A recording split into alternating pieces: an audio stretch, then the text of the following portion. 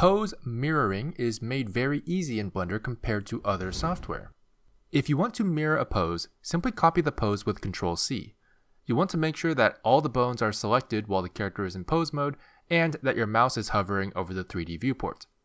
This will copy the transformations of the bones, which you can then paste back onto the rig. We can see this in action if we move to a different frame and try pasting the pose while in pose mode with Ctrl+V. However, this only copies the pose. Let's undo that since that was just for a demonstration. If we wanted to paste a mirrored version of that pose, all we have to do is press Shift Ctrl+V. This pastes the same pose, but mirrored. And that's it. You just copy and paste while holding Shift and you got a mirrored pose. So let's go ahead and use this by going to frame 0, copying our first pose, and then going to frame 10 and pressing Shift Ctrl+V to get a perfectly mirrored version of our first pose. Look at that. That's so much easier than manually mirroring the pose. So let's go ahead and repeat this process for the other 3 poses. You'll want to make sure that the keyframes you copied have the same relative spacing.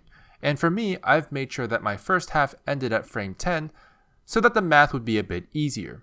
Frame 3 goes to frame 13, frame 5 goes to frame 15, etc. Rinse and repeat until we come full circle and our character arrives back at the first pose. After we do that, let's make sure to match our end frame with the last keyframe on our timeline. And now we have a cycle.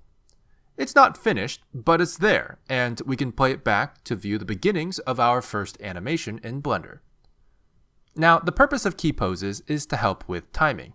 So let's take a look at our animation here and judge whether or not we should speed up or slow down certain parts of it, or the whole thing. This can be done very easily through the dope sheet. For me, I figured out some timings before this so that it works pretty well, but if you want to change it, it's easy to move keyframes around, scale them, and retime them. The trick with run cycles is that you don't want the body to move faster during one part than another, especially the feet, which you want to move at a pretty constant rate. So you'll want to time that properly if you can. The best way to adjust timing in the dope sheet is to make sure that the selected only icon is off and the show hidden objects icon is on. This will make sure that all the keyframes are visible so you're moving the entire pose at once instead of accidentally just moving one bone. And that's it for our key poses. If done correctly, you should already see the beginnings of a run cycle. In the next video, we'll be finishing the run cycle by adding in-betweens and turning back on Bezier interpolation for our curves. This process is known as splining.